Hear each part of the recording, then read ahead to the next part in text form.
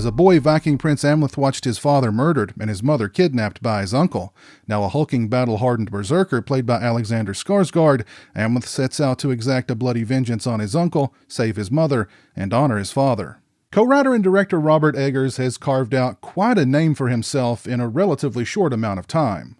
To say 2015's The Witch was an auspicious debut is an understatement, and 2019's The Lighthouse was an impressive follow-up, to say the least. Eggers is a visionary filmmaker with an eye for historically accurate detail. His vision is dark and gritty, occupied by complex characters and multidimensional storytelling. His vision is also pretty brutal at times. The Northman is Eggers' most mainstream film, yet it still bears his indelible mark. At the heart of the film, the black, cold, ironclad heart, is a revenge story, but it's not your typical revenge story. If you're familiar with my channel, you know that I love revenge movies. But The Northman tackles the topic in a more introspective, complex way. The good guy isn't always the good guy here. The bad guy may have had noble intentions, and those who you think need saving can't be saved.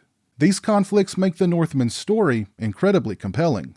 Eggers reportedly researched the time period exhaustively to make the Northman's story as accurate to the time and place in which it's set as possible. A bleak, unforgiving time where life was cheap and death came swiftly and violently, where the greatest sin was to die old and peacefully in your sleep. Some critics have actually pointed this out as a negative, claiming that the film promotes toxic masculinity. If only we could send these people back to the 900s AD and see how well they do at giving a Viking a sensitivity training. I'd love to see that. From a technical point of view, The Northman is absolutely stunning. There are so many breathtaking visuals in this film. All of Amleth's visions, from the Tree of Kings to the doors of Valhalla, are remarkable. And the final battle, which takes place at the gates of hell, so good. So good. The cast of The Northman are also exemplary. Skarsgård is a monster. I don't know if they employed any visual trickery or not, but I had no idea how big that guy is. I don't just mean muscular, but tall and broad. He definitely looks like a guy you'd be wise not to cross. Skarsgård can play the hulking brute, raging against and decimating all who stand before him, but also handles the dramatic quite well. Amleth isn't simply a one-note character, and vengeance ultimately is not his only goal.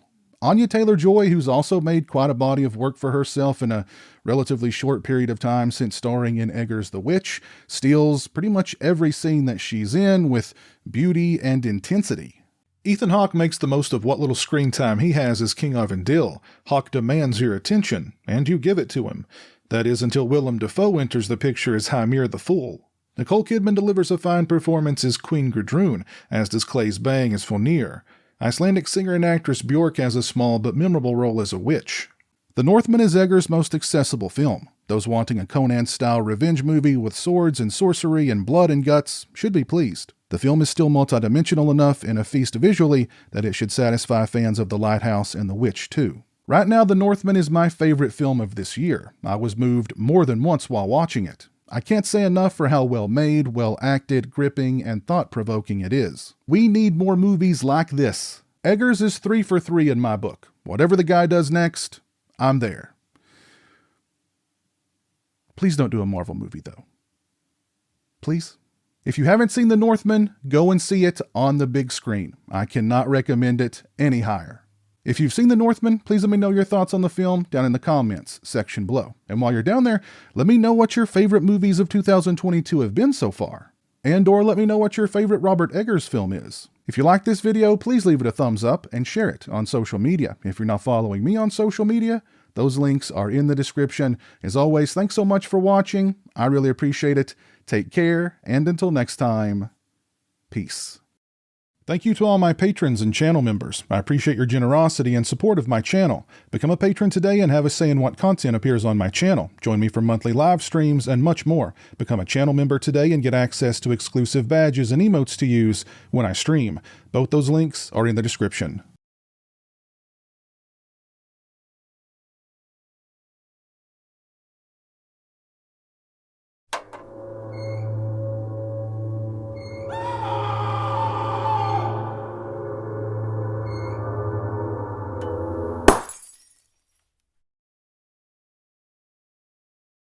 Say hello to the internet, Jeremy.